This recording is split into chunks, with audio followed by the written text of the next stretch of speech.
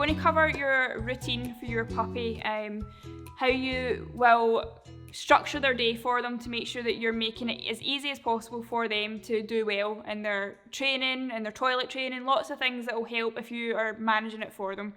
So the biggest thing that we talk about in class is a puppy that's been overtired, which is why it's important to kind of have in your head something that you need to follow to ensure that that actually doesn't happen.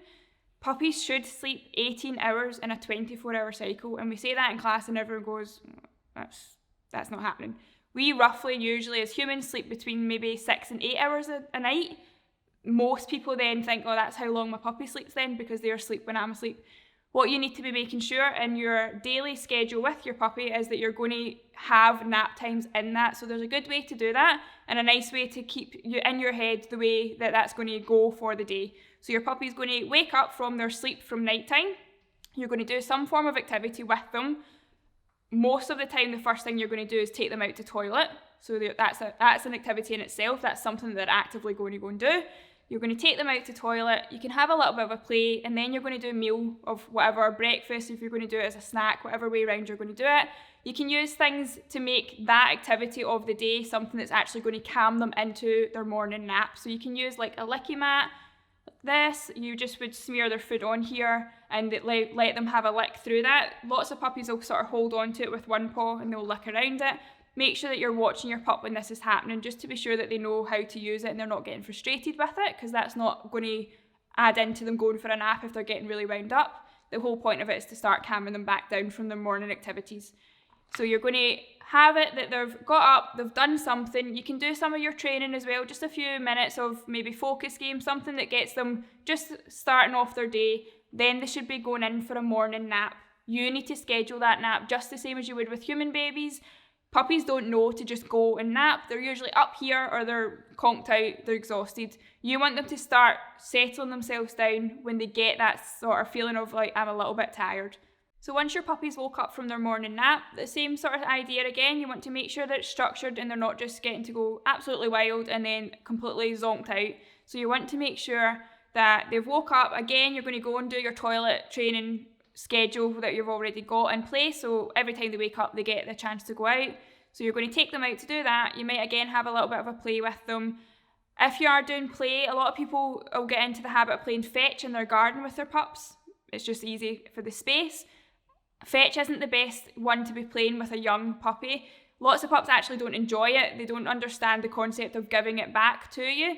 But the biggest thing is that it actually is very, very high energy and they're going to just go way, way up here in a very short space of time. You're going to really struggle to get them back into a calmer mindset where you can promote a nap and you can keep them settled through the day. If you're going out and playing big high energy games like a game of fetch and you're getting them really worked up, you can actually see it. You can see a puppy that's really worked up. They start sort of pulling on your clothes, they're chasing your feet, they're making bad choices. So you've not managed that well for them. You've allowed them to get to that stage. So when you're out with your dog outside playing, even inside if you're in having these kind of games indoors as well, you want to make sure that you're reeling that back in. Don't let it get up that high that your dog's already gone wild and you're kind of like, oh, that's extreme. You want to be keeping it at a level where everyone feels comfortable with it.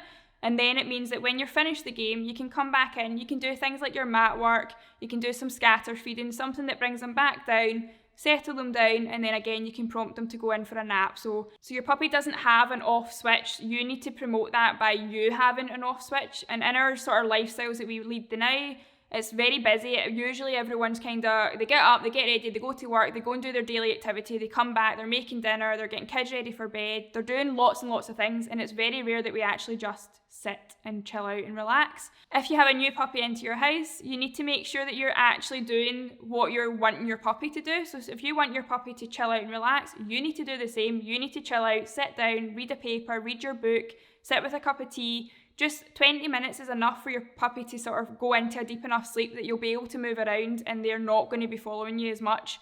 Just make sure that you are always going back to them if you are out of the room. You don't want them waking up and then getting a fright that you're not there. So just make sure that you are around them, you're nearby, so that when they wake up, more so for your toilet training too, you're there, you can get them, take them outside, and that's you're good to go. And you've got that schedule happening that they wake up, they go outside, they get some activity, they get their meal, whatever they're due, and then they're going back for a nap. So there should be I would say at least 3 or 4 naps in a day. They don't have to be really long, but just enough for them to reset themselves and they're not going all the way up here and then by night time completely zonked out, exhausted.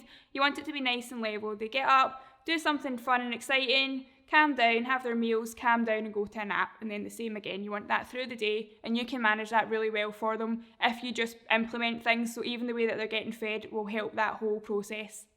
Part of your dog's daily activity is going to be going for a walk. If you've got a nice area next to your house that's got some hedgerows or just an open space that your puppy can snuffle around and have a sniff on, that's great, that's enough, that's going to tire them out. You don't want to be exhausting them physically all the time. You want to be using their mind, getting them tired, so that again, when you go back home, they're going to want to go for a nap, and it's going to be helping that whole process of activity, nap, activity, nap. That's what you're looking for your puppy. You want your puppy to go and visit everyone. You want to take them and visit all your friends. You want to take them to all the exciting places. But if you do too much of that, they're going to be making really bad choices, and that's going to lead to you getting frustrated with your puppy, them not getting the most out of like training experiences that you can be doing. And it also leads to like you're taking your dog out into the world and they're not giving off the best that they can. So you'll get some people that'll be like, oh, I don't want them back. I don't want them to bring the puppy. They're too much. You'll be going home feeling more exhausted than you would have been just having a puppy. So just make sure that you're not putting too much on your puppy. Expectations are usually really high for puppies to do everything perfect, and that just isn't going to happen. You need to give them time to know what's expected of them, and you need to be putting the work in to make sure that they are going to likely pick the choice that you're looking for. So management is your best friend when you've got a puppy.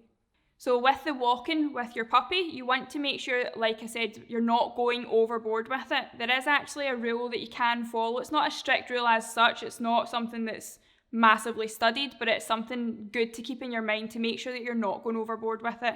And usually we would say in puppy class, we give out the advice that for every month of age, only walk for 5 minutes up to twice a day. So if you've got a puppy that's 8 weeks old, they would only be going out for 10 minutes twice a day. And that's only just that they're going out and being active, sniffing around. They're not going out, going wild. If, for example, their morning outside activity was really high energy, you wouldn't do another one. It's only up to, so you don't have to go all the way up to the 20 minutes. You only want to be doing that. They've got a short space of time.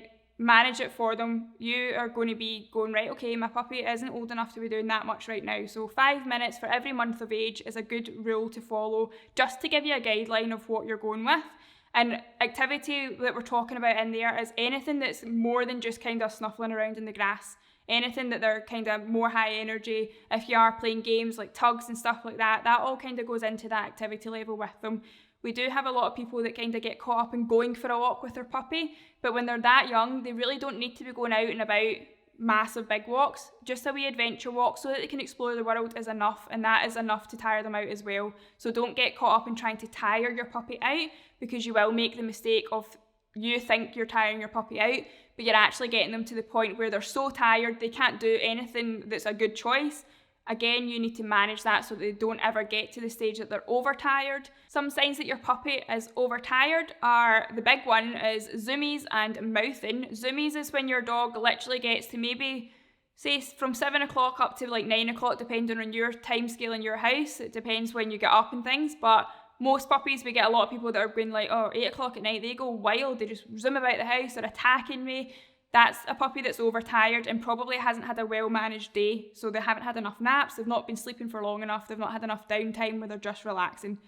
You also can have a puppy that will be really mouthy and they're at you. It doesn't matter what you do, they're on you, trying to bite at you all the time. It is a normal puppy behaviour, but it is really extreme with an overtired puppy. That's mostly the people that are going like, I don't know why we got a puppy, it's too much, it's too much. It's just that, again, they don't know yet, so they haven't learned that management is going to help with that. Just make sure that if you feel you get to certain times in the day, it can be like early morning as well, because some puppies you think are sleeping really well through the night, especially if they're sleeping away from you. You're just assuming that they're sleeping well. Actually, they've not had a restful night, so when you actually go and greet them in the morning, they're already tired, they're still tired, they're overtired, and you're going to get that overexcited mouthing at you.